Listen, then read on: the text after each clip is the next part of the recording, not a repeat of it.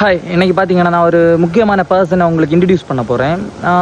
பார்த்தீங்கன்னா இது எல்லார் லைஃப்பில் இல்லைனாலும் ஒரு சிலர் லைஃப்லேயே அது கண்டிப்பாக இந்த மாதிரி ஒரு பர்சன் இருப்பாங்கன்னு நினைக்கிறேன். அந்த மாதிரி இருந்தாங்கன்னா மறக்காமல் கமெண்டில் அவங்கள டேக் பண்ணிட்டு போங்க. ஓகே, சரி. இப்போ அன்றைக்கி யார் அந்த பர்சன்னா அவங்க பேர் வந்து கரடி. சரியா, கரடி.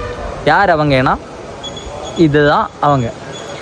ஏன் இவங்க முக்கியமான பர்சன் அப்படின்னு சொன்னேன்னா, இப்போ நமக்கு வந்து சம்டைம்ஸ் பார்த்திங்கன்னா நம்ம வந்து ரொம்ப எலோனாக ஃபீல் பண்ணுவோம். யாருமே நமக்கு இல்லையே, இவ்வளோ கஷ்டமாக இருக்குது அப்படின்னு சொல்லிட்டு நம்ம நல்லா ஃபீல் பண்ணுவோம். அப்போ வந்து பார்த்திங்கன்னா இந்த ஒரு ஆள் நம்ம பக்கத்தில் இருக்கணும். அப்போ நமக்கு தோணும், உனக்கு எல்லாமே நான் இருக்கேன் அப்படின்னு சொல்லிட்டு நமக்கு தோணும். அப்போது இது வந்து பார்த்திங்கன்னா நிறைய பேர் நினைக்கிறாங்க உயிர் இல்லாத பொருள் அப்படின்னு நினைக்கிறாங்க. பட் உயிர் இல்லாத பொருளாக இருந்தாலும் என்னை பொறுத்த வரைக்கும் இது வந்து உணர்வு உள்ள பொருள்.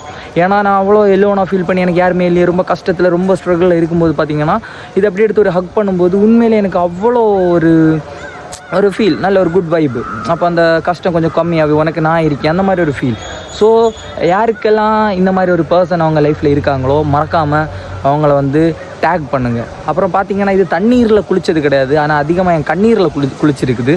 ஸோ இந்த மாதிரி நிறைய பேருக்கு ஒரு ஸ்பெஷலான ஒரு பர்சன் இந்த மாதிரி இருப்பாங்க. ஸோ அவங்கள மறக்காமல் டேக் பண்ணுங்கள், கமெண்ட் பண்ணுங்கள்.